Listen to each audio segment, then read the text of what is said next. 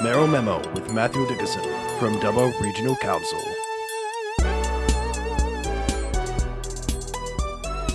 Mayor of Dubbo Regional Council, Matthew Dickinson, good morning. Good morning, Rod. How are you going today? Well, I'm going okay, but I would much prefer to be where you are this morning.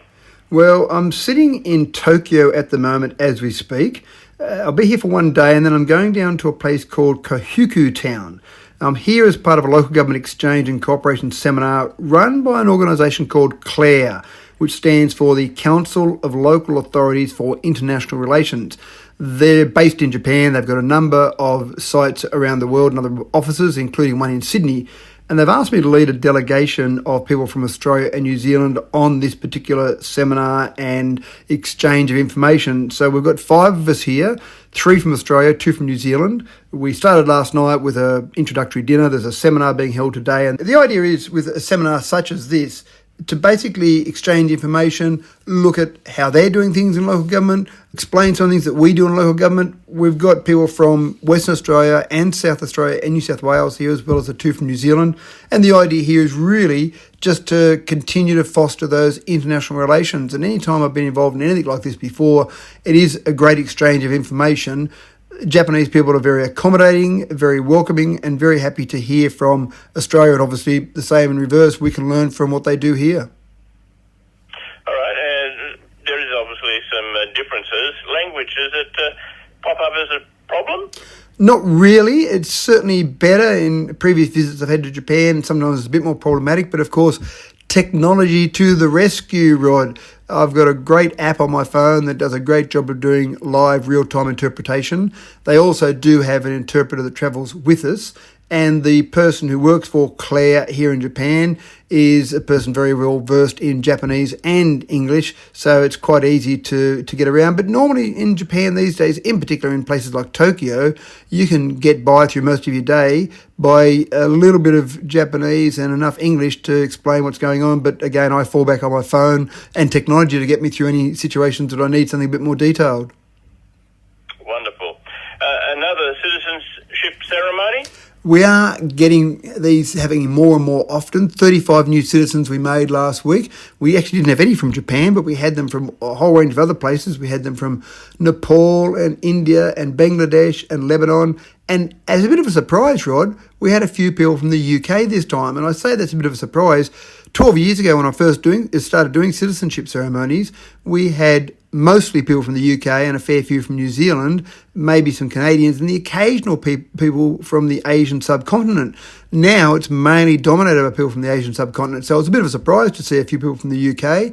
But we've gotten to the stage now, Rod, we're holding these ceremonies 2 months apart rather than 3 months apart because we're having so many people coming from around the world and settling in Dubbo, which is very exciting. So the last one we had this one on the 28th of November, we had another one on the 5th of September, then we had 2 back in July because we had one in Wellington and one in Dubbo. So it really is about every 2 months we're having those. Of course, the next one will be on Australia Day next year, so less than 2 months before the next one comes along. Dubbo, the multicultural city. Absolutely, it's getting that way. In fact, we're getting now the number of people born overseas is now, from the last census, 18.5% of our population were born overseas. So basically 1 in 5, if you like. So that's not second or third generation. That's first generation. That's people that were born somewhere else and then are now living in Dubbo. And I think that's pretty exciting. Certainly is. Now, last week you met with Penny Sharp.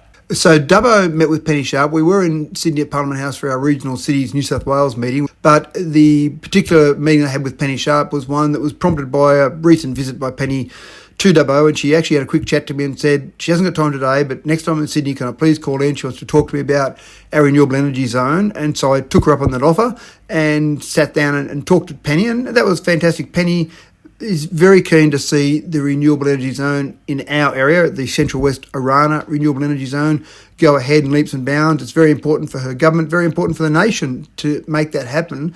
So that was fantastic. One of the things that she announced back in October was a $128 million down payment on the res and the residents through the councils of the res here. So, of course, that was one of the questions I want to ask her about was when can we see that money? What are the conditions around that? What's the guidelines?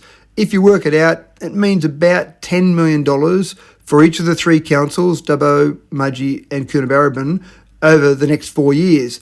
I'm hopeful that the first lot they let out of that will be a little bit more than $10 million.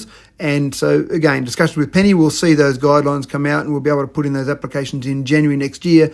This is bonus money. This is money that we can do extra things with, Rod, things that aren't just the normal course of events, not just the normal things we'd expect to be able to do. We need to make a transformation in Wellington. That's the crucial thing here.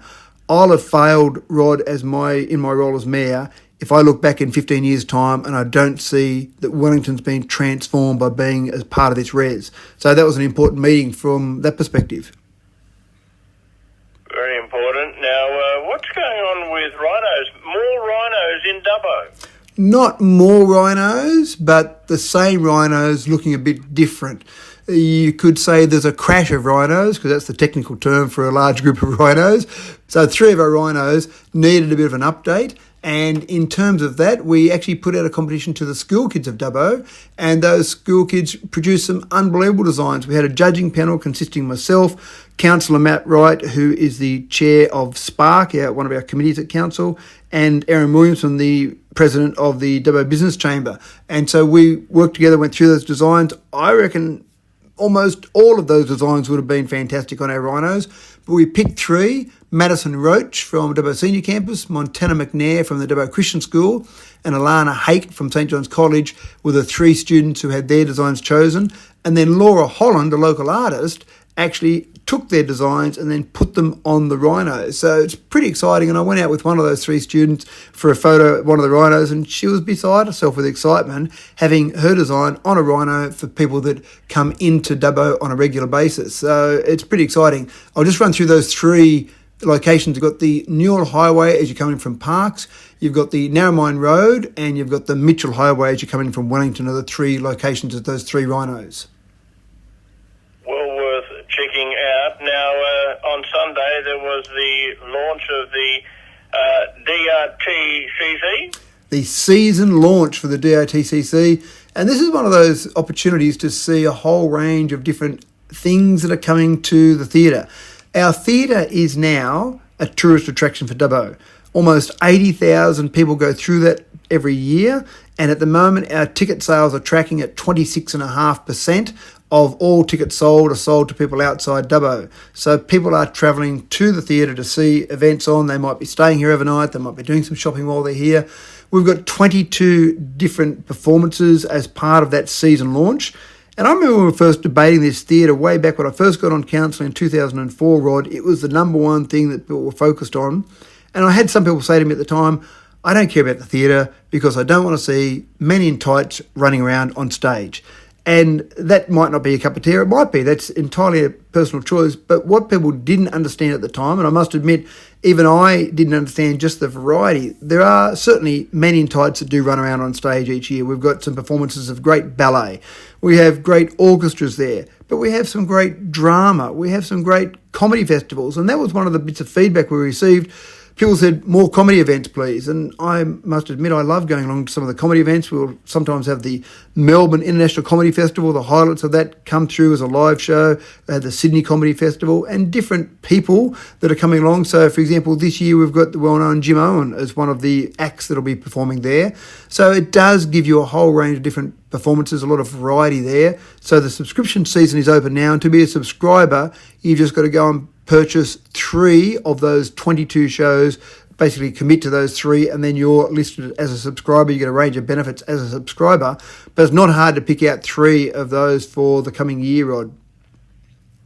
It's a wonderful facility. Now, how do people find out more of what's going on in Dubbo? Can listen to a podcast of you? They can listen to a podcast. I've got the Mayoral podcast. We've just cracked over 58 episodes of that.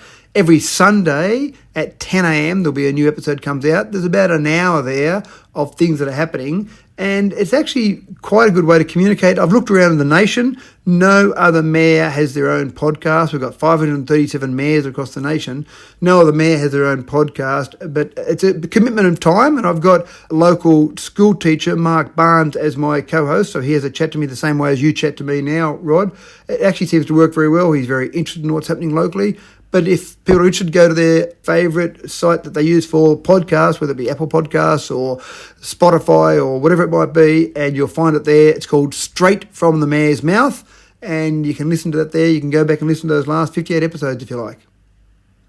All right, and Australia Day, you're calling for nominations. It's not hard to get nominations for Australia Day because we've got lots of people in our community doing some great work, but I do like to just remind people that it's coming up. The entries close on the 9th of January, Tuesday the 9th of January. Make sure you get those nominations in. And we've got a number of different categories. So in Dubbo, you've got Citizen of the Year, Senior Citizen of the Year, Young Citizen of the Year, Sports Person of the Year, and Young Sports Person of the Year. So you've got those 5 categories. In Wellington, you've got the same 5 categories. But in addition, in Dubbo, you've got 2 extra awards, Services to Sports Award and Cultural Person of the Year. In Wellington, you've got 2 separate ones, Community Event of the Year and Community Service Achievement Award for the year. So get those nominations in. 9th of January next year, those nominations close. And the Australia Day ceremonies are being held the same as they did this year. They're being held on the 25th of January in Wellington as a twilight event, 6:30pm, and then in Dubbo on the 26th of January on the morning on Dubbo. So that was the same as they did this year. Wellington is a twilight event and Dubbo on the actual day. Wellington ahead of Dubbo. Yeah, and that worked really well as a twilight event this year, so I'm sure it'll work well as a twilight event again next year. Enjoy your time in Japan. Thank you very much, Rod. Always my pleasure.